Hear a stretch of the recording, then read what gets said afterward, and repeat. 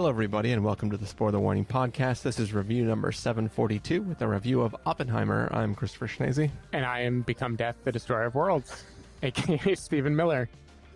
And if you're joining us for the first time, the Spoiler Warning Podcast is a weekly film review program. Each week on the show, we're going to dive into, debate, discuss, and argue over the latest films coming to a theater near you. This week, we already had a review of the first half of Barbenheimer weekend. Our review of Barbie is in the feeds. Hopefully you enjoyed that already. And now we're talking about Oppenheimer, a film that I have been incredibly excited to see. Was very sad that I was going to be out of the country in the weekend that it released. I happened to leave the country when Dead Reckoning Part 1 and Oppenheimer all came out. And then, Barbie, I was going to see it also, but it didn't hit me the same way as not being able to see those two films. You just hate IMAXs. You don't want to support them. You don't want them to be around anymore. Yeah, apparently. But yeah, speaking of IMAXs, Stephen, let's talk a little bit about how we did and potentially might later see Oppenheimer if we were to go revisit it. How did you consume this film? Yeah, well, I wish I could have seen those big blue eyes in IMAX, but I couldn't because, unfortunately, the IMAX in San Francisco, the Metreon, which is, as we've discussed, at least internally, one of the few real 70 millimeter capable IMAXs in the world. I believe this is the second largest in the world. It depends on how you measure, but it is up there. Like, it is a great IMAX, and I have never in my life had a problem getting one seat to an IMAX screening ever at the Metreon. And it was not only sold out in the weekend that Oppenheimer came out, it has been sold out unless you want to sit like in the very front in the corner, which I believe is a terrible experience in an IMAX of that size. It will basically be sold out until at least mid-August and probably later. So there is the appetite for Oppenheimer is real, but it makes it impossible for us to see it in our desired format. So I saw it in 70 millimeter, but just regular old 2D at the Alamo. And yeah, we'll talk about what that experience was like. But I do wish this is, other than Tenet, which obviously we didn't go out and see it in the IMAX given when it came out. I think I've seen pretty much every Nolan movie in IMAX ever since Inception. Like, it has been a point of pride to have that experience and get to see it in the way that he intended it to be seen. I believe, and maybe I'm mixing a couple of things up, but I believe you and I drove up to Irvine to watch one of the Harry Potters or something just to see the opening to, that was at the time it was the Dark Knight Rises, right? Yeah, well, so yeah, I was trying to piece this together too while talking about the intro. We definitely drove up to Irvine Spectrum to see something, I assume, Nolan related in the IMAX. But then my memory of when I saw Inception and when I saw Dark Knight Rises both mean you could not have been the person who drove up with me because I was already living in Berkeley and came down Both of those, I actually flew into LA and met a friend and went and watched it. But you and I definitely made a drive up to the IMAX to see a Nolan thing together. I think it was, I feel like it was a Harry Potter film, and I feel like they showed the opening scene where Bane takes the plane. I think they showed that.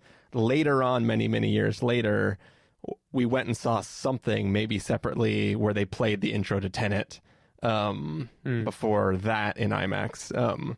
But yeah, it's a thing where, like, I get very excited for these Nolan films, and I will go see other films that I don't care to see in IMAX just for the chance to get a peek at even a trailer of a Nolan film in IMAX. But as Steven said, I can't get a freaking ticket to an IMAX. I think now, I believe I heard that they extended the window for how long that Oppenheimer is going to be playing in IMAXs. So there's a chance that people stop booking tickets and then now they're still bookable. So, maybe by the time we're done recording this, we can get a ticket to go friggin' see this thing again. But yeah, I also saw it at the Alamo Drafthouse, Theater 1, the 70 millimeter, but no IMAX. So, maybe suboptimal viewing experience, but we did what we could. So yeah. Now, did you eat anything during this movie, or did you want the pure experience, no distractions? I did eat something. I may have even got popcorn because, I needed to see, the chain reactions of kernels just popping individually until they create a giant bowl. If you think about a bowl of popcorn, it's kind of like an upside down mushroom cloud.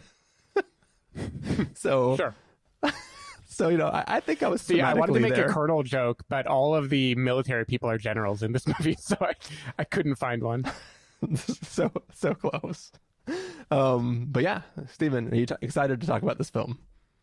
Oh, I am so excited. I just have to get the joke I couldn't spit out while you were talking about The Dark Knight Rises, watching Bane on the plane, which is Bruce Wayne, and Bane stays mainly on the plane. Okay, and on that note... And now we can review Oppenheimer. I'm going to play the trailer for Oppenheimer, and then we're going to come back and give everybody a review.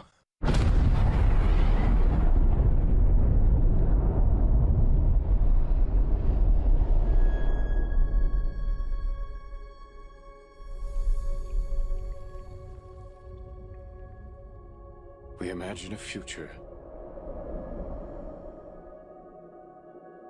and our imaginings horrify us.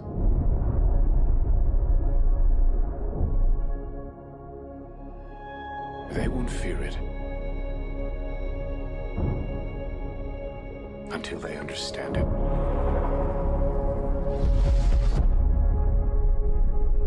And they won't understand it until they've used it.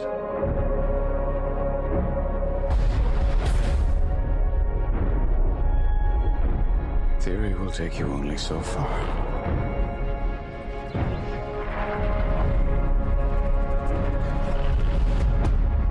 I don't know if we can be trusted with such a weapon.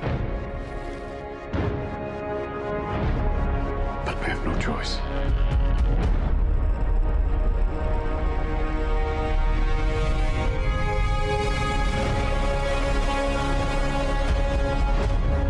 Is anyone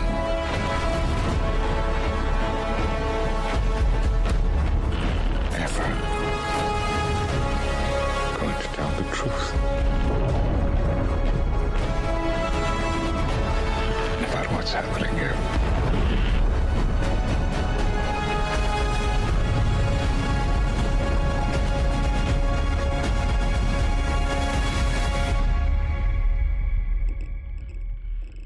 All right, so that was the trailer for Oppenheimer, which is the story of Oppenheimer and the creation of the atomic bomb, and some of the stuff that happened after that bomb was created.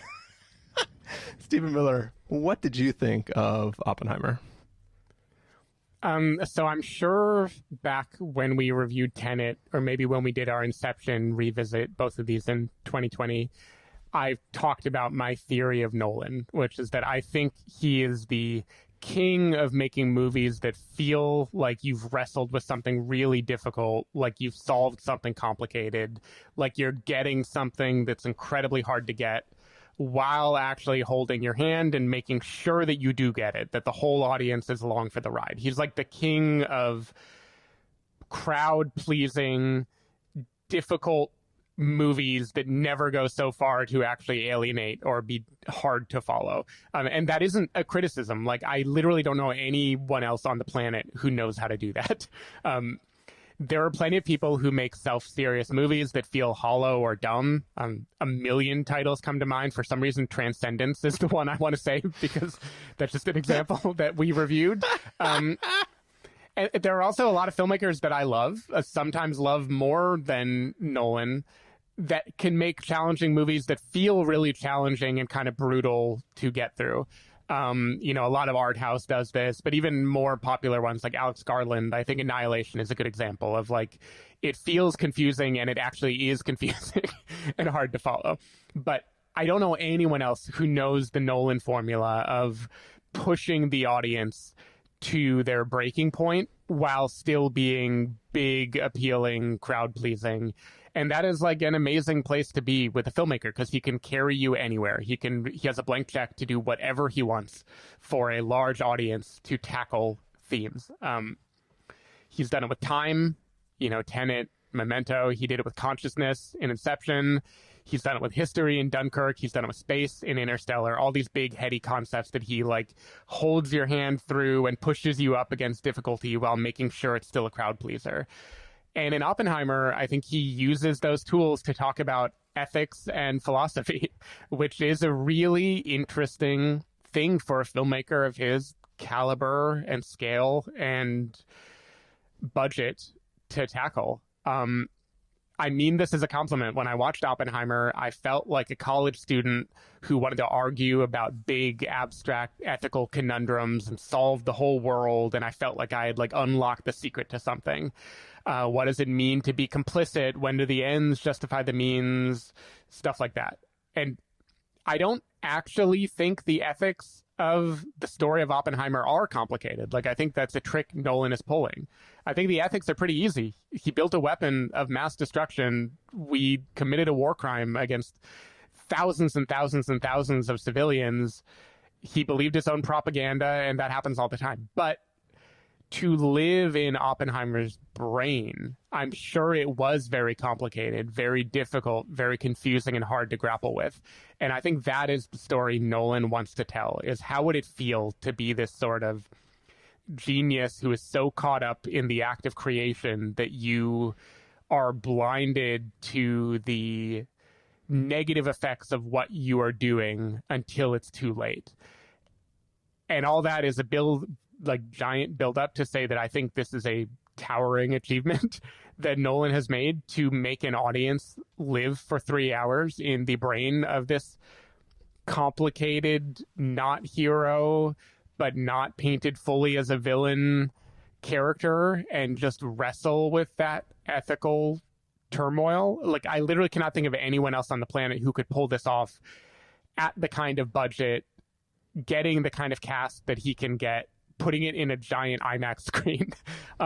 It's an amazing move for him to make.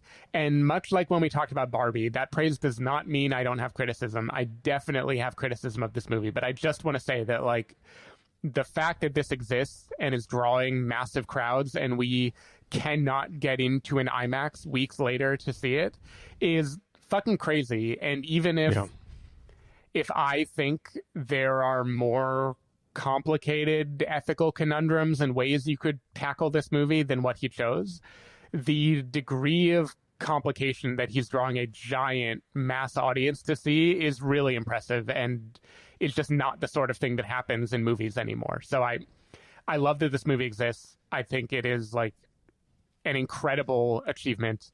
I have notes, but before I get into the notes, I want to hear what you think. Who doesn't have notes, Steven? Before I get started, I just wanted to say that, this past weekend, I saw a movie starring Cillian Murphy about a scientist who is tasked with being in control of a giant atomic bomb and has dreams about explosions and bright flashes that remind him of the sun. And most of the film is actually just a close-up of Cillian Murphy's face. And the film deals with the entire fate of the world. And but enough about Danny Boyle's Sunshine. I was trying to interrupt you with a thing that would tie Ken equals Ryan Gosling equals Remember the Titans and Sunshine, but I couldn't quite get there because I don't think he was Sunshine. I think someone else was Sunshine. But anyway, continue. I see what you're doing with that. Yeah, you see what I'm doing there. Boom goes the atomic bomb. Now that I've gotten that out of the way, I love Danny Boyle's Sunshine, by the way. But it is funny to see, like, once again, it's the amount of runtime of this 3-hour film that is a close-up of Cillian Murphy's face with just red light flashing in it, and the intensity of thinking about explosions and potential death. Just reminded me of that, not in a bad way. Just it was a thing that I kept thinking of, like, dang, he 100%. Really is. Yeah, he's good at this. Staring at blinding lights. 100%. Like, I have to imagine on some level Nolan had seen Sunshine, and that made him think, God, Cillian would be perfect for this role. It is a very similar use of him. Yeah. Though that use of the atomic bomb to restart the sun is a less controversial use of those type of weapons. Yeah. But so I will say, the thing that you talked about Nolan being a person who, like, really likes to like drive people to think about a subject, but like you don't necessarily fully understand that you feel like you've done a lot of work to participate in that conversation, but then by the end you might not be there. Sorry, I'm You're really poorly on a roller coaster. paraphrasing what you were saying. But No, to you nailed me, it. to me, kind of what he is he's a man who obsesses over one idea, and he does it for so long that he decides to build an entire film around this one concept. And sometimes that concept is a concept that expands my knowledge and understanding of an idea or my thoughts about an idea. And sometimes it's just a different way of portraying, like that being like Inception or something like that, with the idea of what dreams are. Interstellar, love it or hate it, it's an idea of what connects things over space and time and blah, blah. With Dunkirk, it's a different way of portraying this moment in this war and what time meant when all these different forces were moving to all try to, get these boys off the shore or whatever. He likes to think of something and just extrapolate it as far as he can. And it feels like he obsesses over something and wants to draw you into that thing. And, he is an incredible filmmaker, right? Like what he is doing in this film, like just the way he portrays visually what he's doing, can't touch, right? It's just great. Like nobody can complain about what he's doing visually. Maybe auditorily for a lot of people, well, based on most of the films I had that he no does. problem hearing it. I know people are saying that. I had no problem with the audio. I didn't have any problems either, but people always say this for all of his films, so I just assume that it's going to be a continued complaint. There's going to be 1,000 YouTube videos about why Nolan's dialogue in Oppenheimer was impossible to hear or whatever.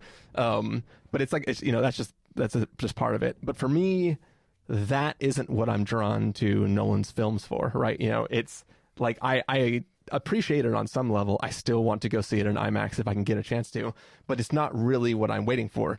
When this whole Barbenheimer craze was taking off, there were two forms of the jokes, right? About the order in which you were going to go see Barbenheimer. Either, but all of them referenced the fact that this film was going to be, a dark film that talked about, the weight of a soul of a person who builds something so destructive, right? Like it was always about like, this is going to be a heavy sit.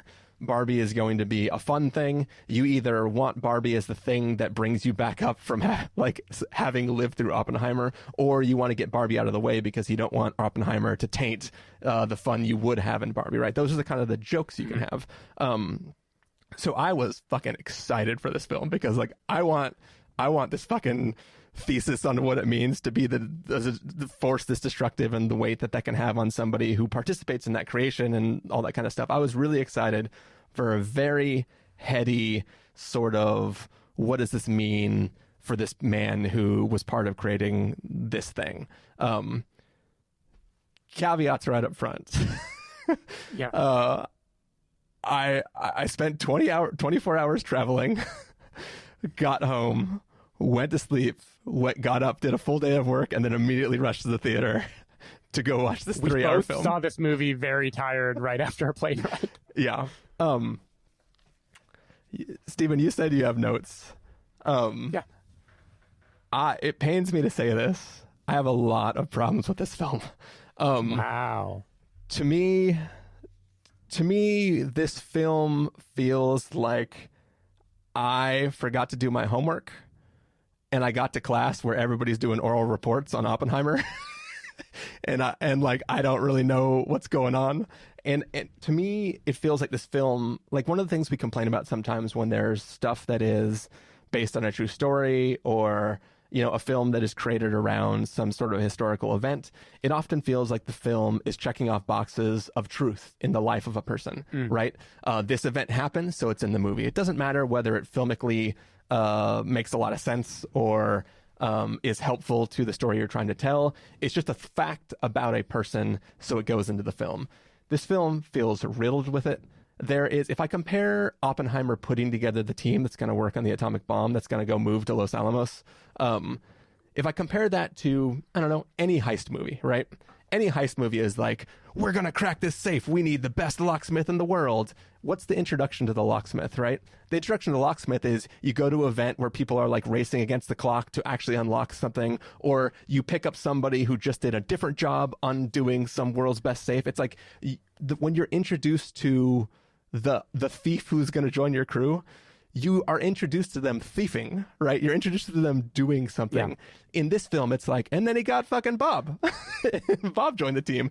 And it's like, there'll be a literal scene where he's like, what do you think about this quantum something or other? Oh, that's because you're thinking about it wrong. Let me show you. Smash cut to something else. And it's like, all right, well, if you're not going to tell me why these are the brightest people in their fields, I'm just trusting you that they're the brightest. Obviously, some of them are names that are like household names, and some of them are like, I recognize the name, but I don't remember what they're famous for, other than fucking building an atomic bomb, I guess. And it's like I'm constantly being introduced to people without their resume being presented to me at the same time. It's just kind of like, this is the guy, you know him because he did it. And it feels like there's something lacking from the presentation of everything. I'm going to have a really fucking hot take here.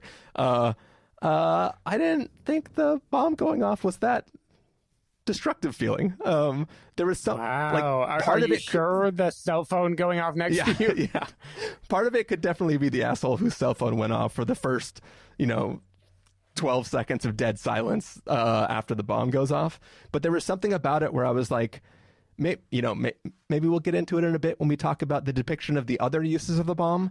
But I was like, I've seen a lot of movies where shit blows up. I've seen planet-killing, space things that just like it didn't feel like there was a lot of work that went into people putting sunscreen all over their face and putting on blaster shields. But just seeing the explosion didn't, especially because, like we've all seen those oldie time videos of like the fake houses that are set up close to the blast radius. And then like when the explosion happens, like all the trees in the house just get blown the fuck away. Like this film isn't even depicting that kind of localized destruction, right? It's like the big old explosion in the middle of the desert.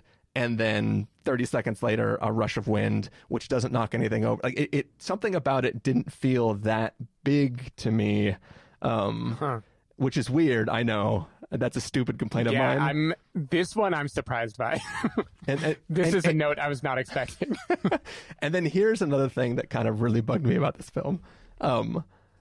There's a scene where they're talking about, hey, we did the math, and there's a chance that when we set this thing off, it'll cause a chain reaction that'll ignite the atmosphere and destroy the entire planet. That is not a conversation where people are like agonizing over whether it's worth actually setting it off. It's like, we did the math. Do it one more time. Well, let me go talk to this guy. They say the math's pretty good, but like, uh-oh. And then like, even when like Matt Damon's character hears it for the first time, he's like, oh, I sure wish it was closer to zero than near zero. But like, there's no arguments. There's no debating. You said this is a film about ethics and stuff. There's no debating on whether it's okay to set this bomb off, right? Everybody's like, where do we set it off? We're going to do it. We know we're going to build it because the movie's called Oppenheimer and we know it eventually. There was some aspect to the film that felt weird. Don't even get me started on the women characters in this film. So that is one of my notes. Yeah. And then the worst fucking sin of this film is where I am become death line comes from. Like, when that happened, I was like, you've got to be fucking kidding me. This is a real movie I'm watching right now. This is Christopher Nolan's big take on the origin of I Am Become Death, Destroyer of Worlds. Like, I was like, this is like worse than Han Solo's name being depicted because he was alone when he was checking into customs. Wow. Love and hate are just so close together.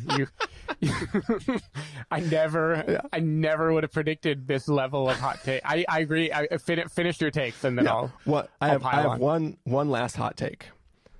I said at the beginning of this that I came into this film wanting to feel the weight of what this man did and his creation and his potential regret over it. Honestly, I feel the music and these flashbacks that are inserted the entire 3-hour runtime, if you took those out, I wouldn't even see this portrayal of Oppenheimer as somebody who regrets anything. Like, I feel like there's a lot of this impending doom that is artificially created artificially being created by him pre-imagining chain reactions as though he is tormented before he ever starts working on the project to build something that'll have such a destructive force to it. And I think that like the film, I didn't like the heavy-handedness of that sort of like, oh, I'm having the headaches again, and thinking about the sound and explosions and like it felt kind of cheap in a way to me. Like visually, it's interesting. I like the visual metaphor for it, but for some reason I was lacking in. I didn't feel this film was actually dealing with anything heavy. It was too visually portraying everything, and I don't know how to deal with that. Interesting. Wow. So many places to go. I never thought this review would be me defending Oppenheimer to Christopher. I thought I was going to be the one with the nitpicks, and you were going to tell me why the nitpicks didn't matter. I mean, so first, I'm going to agree with you on one nitpick, and then I'm going to bring up my own nitpick, and then I'm going to start defending a lot of this movie. One nitpick I wholeheartedly agree with. It was one of my very first feelings when I left the screening. Nolan has never known how to write a female character who's interesting for any reason other than being in need of saving or troubled or unpredictable in some way. I don't have a single counterexample. Maybe one exists. I guess Interstellar, actually. In Interstellar, it's because she's a daughter, and that's a little bit different. But for the most part, his characters, you go back to Inception, it's about the dead wife, about being haunted by someone, about this person who's like on the brink, who can't keep things together, and you wish you could keep her, but you can't. This movie commits that sin not once but twice with Florence Pugh and Emily Blunt, who do their damnedest within their roles to find something meaningful about it. I think they play them well given the circumstances, but it just doesn't feel like Nolan knows how to give a woman anything that isn't, here's how you are a catalyst. Your pain is a catalyst for the man in your life to go off and do great things. But Stephen, she gets to tell a bunch of people in a hearing how smart she is. Yeah, so I know you're being sarcastic. I actually like that moment quite a bit, but it isn't. I didn't not like it, but I'm just joking that like, oh, but see how strong this character was in that moment. My two feelings about this are, one, I think it is a blind spot Nolan has. But two, I don't know that I would want him to try to course correct, because I don't think he would know how to write a woman.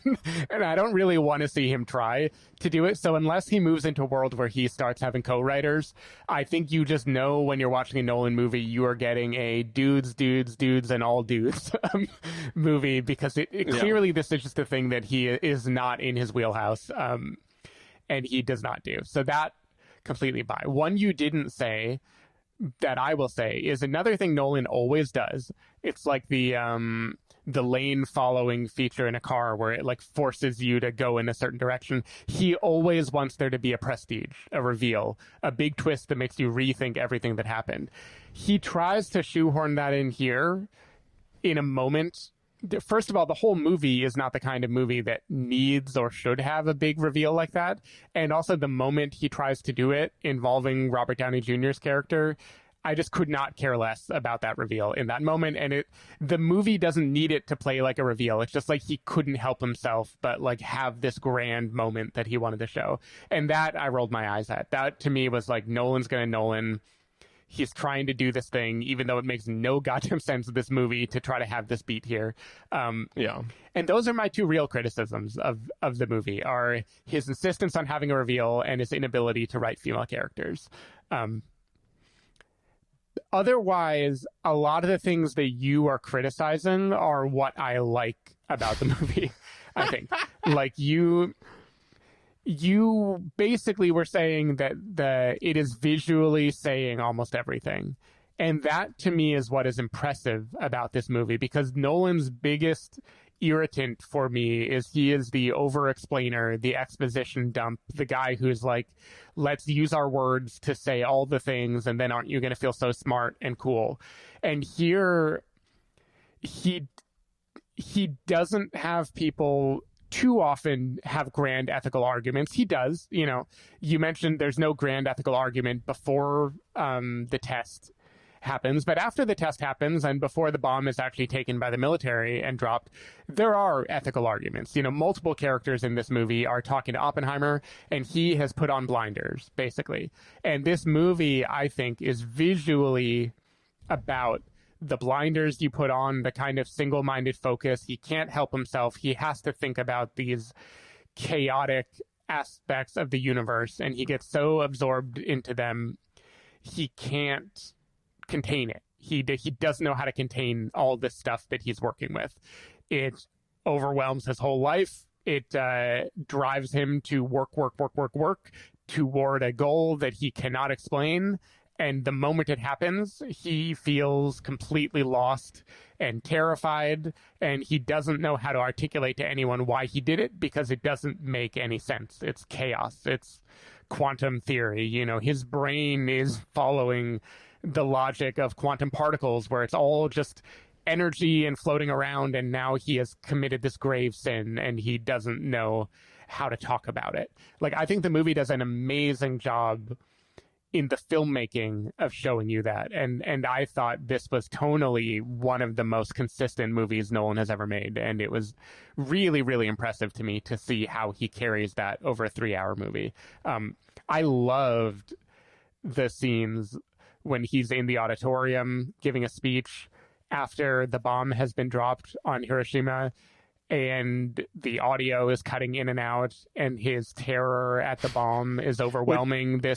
Which we still don't know whether or not that was our transfer of the film or the actual No, film. it's definitely a filmmaking choice. But yeah, like I think that whole moment is breathtaking. I think that is incredibly well executed and says way more than words would say about that kind of hollow feeling, and how the fact that people are cheering disgusts you and you disgust yourself, and I thought all of that was really beautiful and incredibly well done. Even though there isn't that much like verbal argument about the ethics, I feel like the movie is steering you toward the ethics in such an overwhelming way. It felt like those kind of like grad school debates that I like Nolan for putting me in. And I will give you, that scene does do exactly what you're saying, and I do appreciate that scene. Like, it's not like I didn't hate the whole film. I know I'm having fun giving my hot takes on this podcast, just because, like, I feel like these are the hottest takes. This is thermonuclear takes.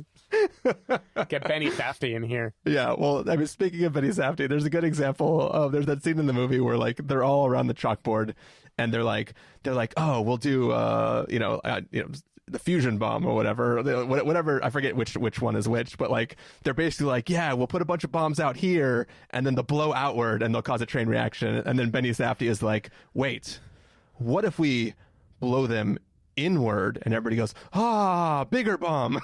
And then everybody switches to that, and it's like, did everybody just say exactly what they would have thought of if they had a big meeting about it? It would be like, man, that's a really efficient team, where you just walk up and go, this thing, no, this thing, done with meeting. You know what I mean? Like, it just, there was something that felt so not real to me. It's kind of like, you know, I'm gonna pull back the curtain and reveal some sausage making. There was one time where we started an episode and we got 30 minutes, and then I realized that nothing had been saved, like something crashed and we lost it, and we just fucking did all our banter again as though it was in real time. And there was a level of artifice to it for sure, but like, we enjoyed the conversation, so we just tried to organically have the same conversation again. This film feels like all of these real life people like reenacting their own thing, but they're doing like the mumblecore version where there's no script. You think Nathan Fielder got to all of them individually?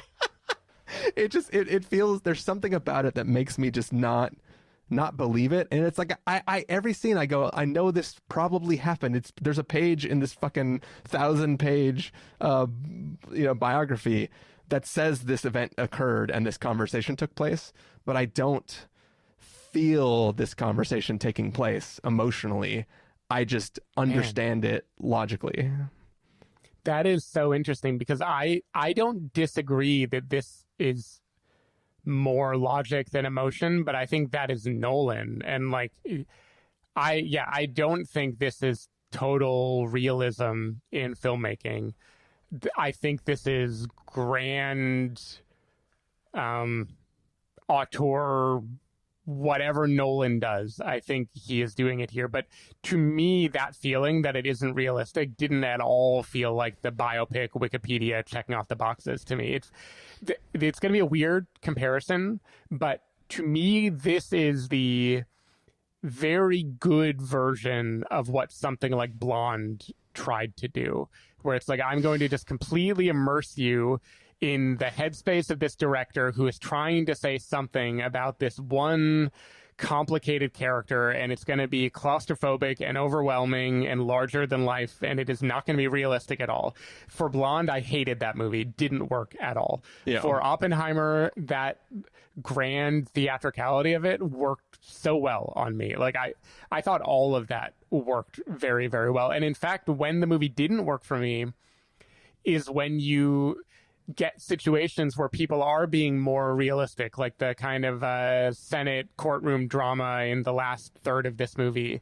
Like, I was okay with it structurally. I know why it's there. It is all interesting. Like Barbie, I think this is not a movie that wants to have a message. It wants to be about the wrestling, you know, and provoking the wrestling in the audience.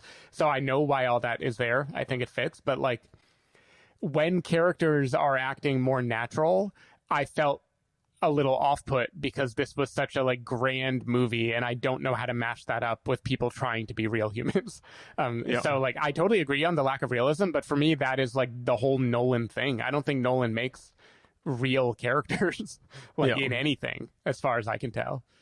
Yeah, I'll give one more example of like the way the facts playing in rub me like a weird way. Like there's a scene in the film where they get the newspaper that like the Russian scientists or something have split the atom or whatever it was that was happening, and like you get 30 seconds of him doing the math on the board, and he's like, see, I did the math, it can't possibly happen. And then his buddy runs and he's like, well, it's funny because your buddy just did it in the other room over there. And they're like, oh my god. And he's like, we're not in the realm of theory anymore. And it's just like it felt like, you know, when you watch, you know, this Nolan's done some time travel-y stuff, you know, like, you know, we sometimes celebrate when a time travel movie like waves away the time travel logic, where like, you know, when it lampshades it a little bit, like it's like Bruce Willis in Looper saying like, I could get out straws and we could do a diagram, but fuck it, it's not really important.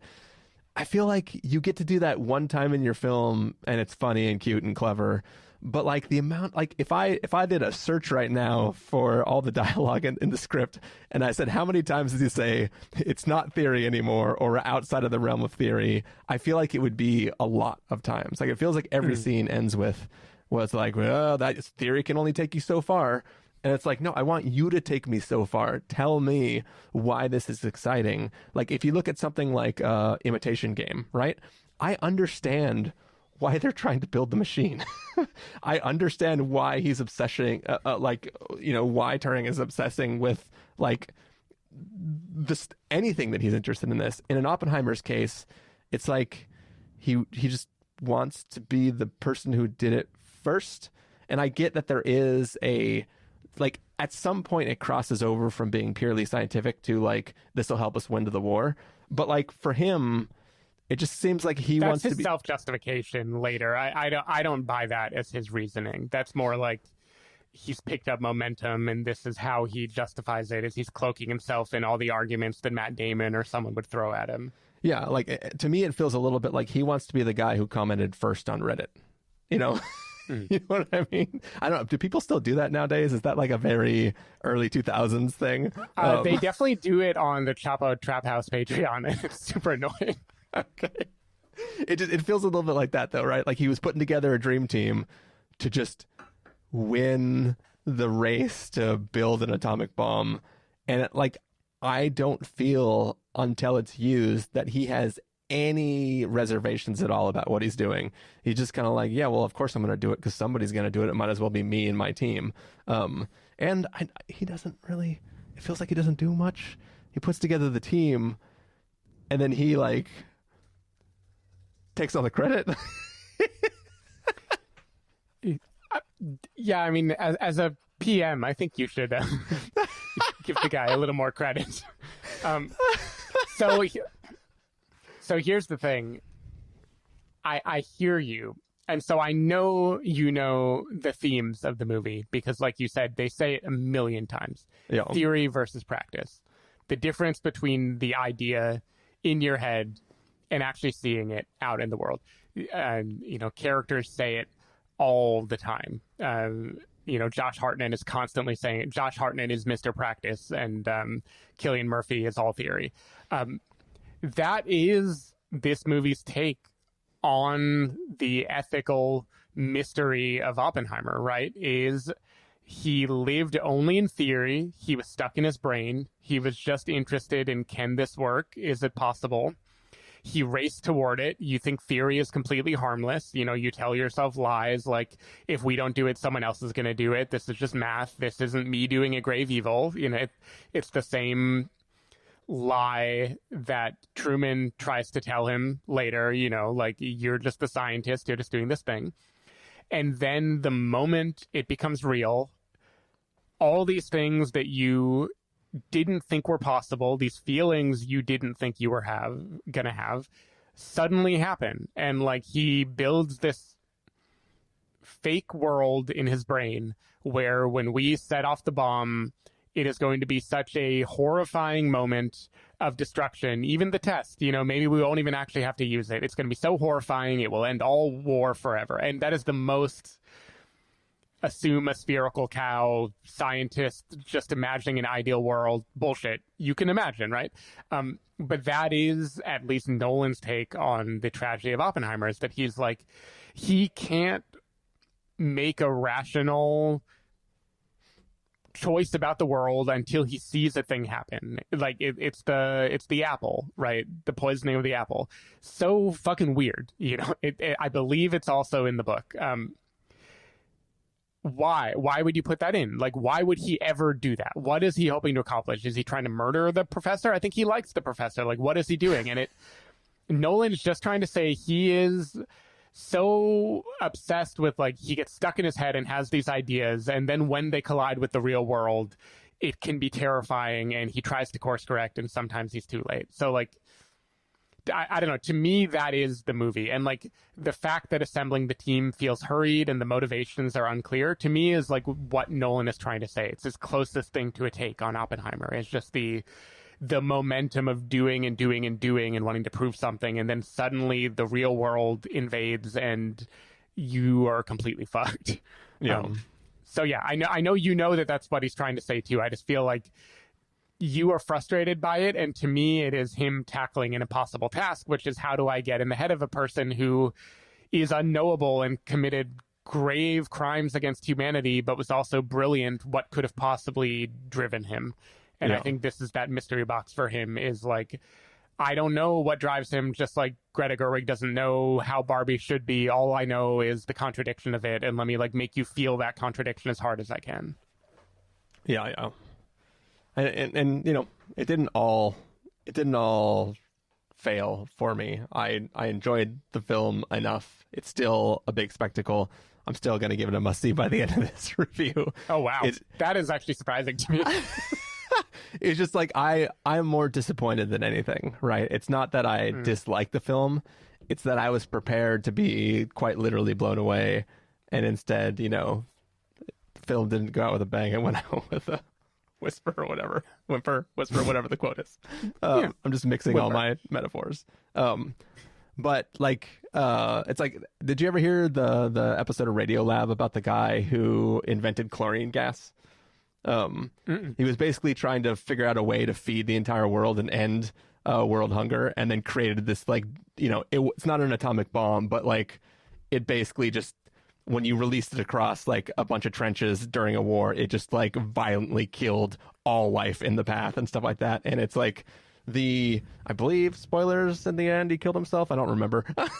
But it's like one of those things where, like, when you hear that story, you're like, shit, that guy dealt with a lot after his attempted way of making the world better resulted in, making the world a much worse place for a large amount of people. And like, that story is incredibly compelling.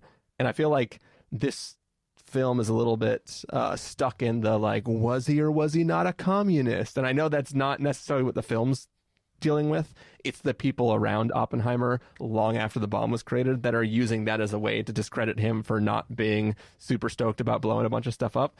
So it's kind of like a weird thing where it's like the film isn't really guilty of taking up too much of the runtime. It's actually the people in the real life who are guilty of that. And to me, those two things are the same thing in filmic language. Mm-hmm. So it's kind of like just let me spend more time inside of his head as opposed to the people around him arguing about whether or not he gave money to France for the revolution or whatever the hell was going on Spain. In that one conversation. Spain, yeah. Yeah, the Spanish fighting Franco. But like, to me, again, all of that fits, and maybe partly it's just that I went to Berkeley. I was just a sucker for all the stuff that took place in Berkeley and was in that kind of like, I guess it was before Berkeley was a counterculture place, but this was like a pre-counterculture, like the late 30s or something. The way that he dabbles in those as like a theoretical thing where he like theoretically agrees with Marx on a lot of stuff, but he doesn't want to actually commit to that group because he doesn't want to put it into practice. He doesn't want all like the messiness of the real world. Like, I think it all fits together in this very interesting picture of him. So I liked it. I was fine with it. And I like seeing UC Berkeley on camera. One fun story. So the guy that Benny Safdie plays, Edward Teller, who would go on to be like the father of the hydrogen bomb, that arguably became even more death, the destroyer of more worlds, though that has not been used. So, time will tell. So there was a fellowship I got for grad school that has like a kind of famously scary interview process. This is like a national thing. It's a private company, but it's kind of government-ish affiliated. And the interview process is like multiple rounds of interviews where the interviewer makes you feel like absolute dog shit, like the dumbest person in the whole world. And you leave the interview crying and thinking you're never going to get any kind of position anywhere and you should just like leave academia. And then eventually, even if you get it, you feel that way. Edward Teller started that interview process. He was like the inaugural person. And the person who interviewed me was his protege. And he was like the scariest dude I've ever met in my life. So anyway, the Benny Safdie character is, and all of these like Alamo people, they're tough, scary, very opinionated dudes who, there was just kind of like a force of certainty of whatever they believed, whatever havoc it caused. But I don't know. It was interesting to me seeing it on screen because a lot of those names were people that like buildings are named after around Berkeley, or scientists we'd studied, or equations that were named after them, or people I met studied under those people. And it's just I don't know. It was an interesting way for it to collide with my life. Before I talk about the ethical ramifications of the movie, which is probably my last real subject, I do want to just mention the cast that is so stacked. Like more than a Wes Anderson movie. Like I didn't know Nolan had this level of pull. Like there's the stars, Cillian, I mentioned Emily Blunt, and Florence Pugh already, Matt Damon. I really like Matt Damon in this movie. I think he like plays off Cillian Murphy's seriousness so well and is like one of the few bits of levity. I love seeing Robert Downey Jr. play like a human being as opposed to just Tony Stark. It was really cool. I think he's super great in this movie, even if the prestige around him I don't think works, but I think his character is fucking awesome. He still had a little bit of the Tony Stark mannerisms towards the end of the film when right before the shoe is about to drop. Like I feel like some of his like, he said what? Like he had like very much that. It was like that was suddenly starting to break through. But yeah, I loved his performance in general in the film. Yeah, Josh Hartnett. I don't remember the last time I saw that dude, but he still got it. Still a heartthrob. Matthew Modine, Kenneth Branagh, Gary Oldman. There were all the like players too that aren't like the biggest names, but I love to see like Krumholtz. I want to see him in everything. He's like kind of the beating heart of this movie. Honestly, he's the closest thing the movie has to like a moral conscience. Yeah, cast was stacked. To me, all the recognizable faces did not distract at all. They just made it a even better experience. Yeah, in a way, it sort of lends weight to all these people. If you're not super familiar with all the different scientists, like it's like throwing all these people. It's like, all right, now I'm on board. They're these actors of that industry. And it's a good shorthand for like, how do you remember all these characters? You need the most memorable faces on Earth to tell them apart, basically, and that's what he uses them for. Yeah, I'm definitely guilty of that with this film, where it's like I'm just remembering the people, but that's probably where part of my problem is. Like, who the fuck is this guy? What does he do? I'm like, I know the actor. I'm just following him. Mm-hmm. I know this guy as like his sort of like, you know, secondhand man in a way, who's always trying to steer him in the right direction. And like, I know Matt Damon's the general dude, and like, you know, I'm kind of just, it feels like you know, going back to, you know, being young and like Bible study and stuff like that, where it's like you get to sections and they just spit out a bunch of names. And I'm like, I don't give a crap about any of those names. I'm not going to remember them. I'm just remembering who was doing what in the story. And I will never remember what the name was of that person. I'm just getting the idea of what the story was supposed to communicate. Yep. I think that's fine. I don't think you need to remember all, like, I think I remember a lot of the names, but again, I had like an equation to remember each of them by or something. So I was like, oh, that's where the Chevalier principle, oh, that's funny. You know, that's interesting. Is that your version of an Easter egg? Yeah, it kind of is. This is my like Marvel post-credit scene or whatever. Yeah. But I will say, like, so the ethics, not the ethics of the atomic bomb, which I think, at least for me, are not that complicated. Like, it kind of blows my mind that even today, a lot of responses to Oppenheimer, at least like people replying to critics or whatever, will say like, but if you think about it, if they hadn't dropped the atomic bomb, the war would have continued and more lives would have been lost. And like, to me, that's like propaganda, and it's just the dumbest shit in the world. Like, we murdered tens of thousands of innocent people. Like, there's no way to make that into a good decision. And that one of the best parts of the movie to me is when they are actually deliberating on where to drop it, and you get just some of those chilling moments of how carelessly they made this decision.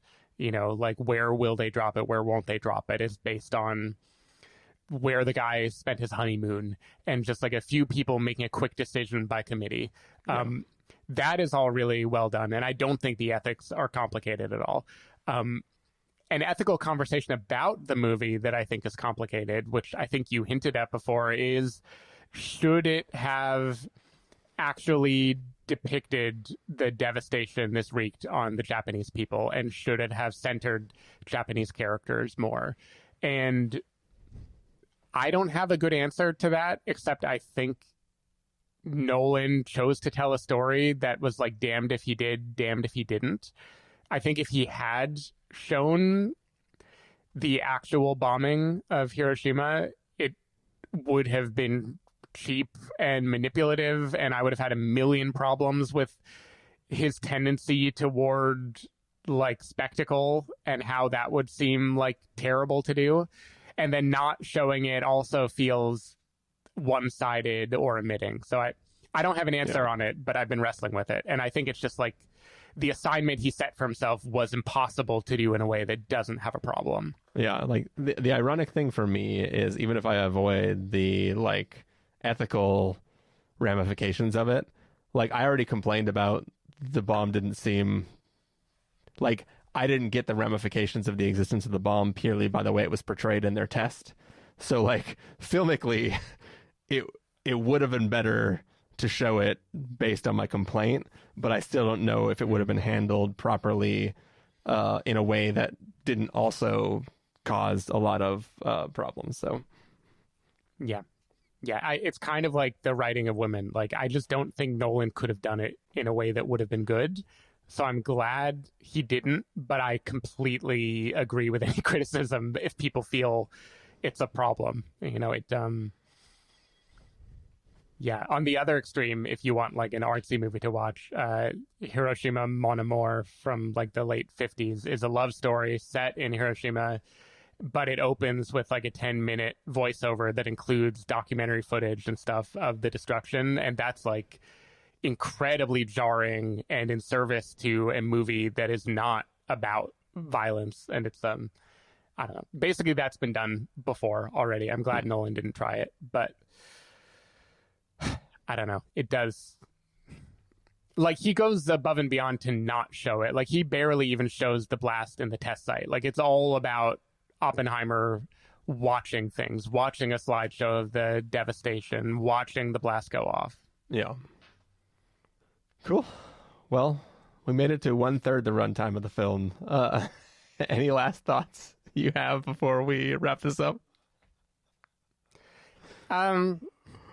Last little nitpick. I'm sure other people have mentioned it. There's a moment when Oppenheimer has been like a whatever company man, and then Krumholtz convinces him to like just be Oppenheimer, and he goes and gets his hat and cape or whatever, and it's like the most Batman-ass thing this movie does. And I don't think Nolan thinks he's a hero. I don't think he wants to extol the virtue of Oppenheimer. I kind of think those takes are ridiculous given so much of what the movie is about, but that is like one of those little things where he just like couldn't resist having a moment that makes it seem like, oh hell yeah, Oppenheimer's gonna Oppenheim, and just didn't fit with the movie.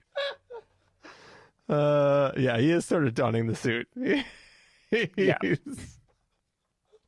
little Oppenheimer symbol goes up into the clouds. Exactly. All right. Well, Stephen, I think it's about time to get to verdicts. If you're going to give us a must-see, recommend with a caveat, wait for rental, pass with a caveat, or a must-avoid, what would you give it? Must-see. I have plenty of problems with the movie. Just in general, I have some problems with Nolan. I love him, but I also see his blind spots. But it's like a massive achievement, and who else could bring this kind of audience to see this kind of movie? I think it's pretty incredible and definitely worth seeing. Yeah. Like I said, I don't know that other people are gonna have the same complaints and hot takes that I had about this film. So it's like, for other people, it's like a must see. For me, it's like a recommend with a caveat. But I already said it earlier in the episode, so I have to give it a must see. So I'm gonna give it a must see. So that is it. Theory versus practice, dude. You're allowed to change your mind. Yeah, exactly. There's no ramifications for dropping this bomb.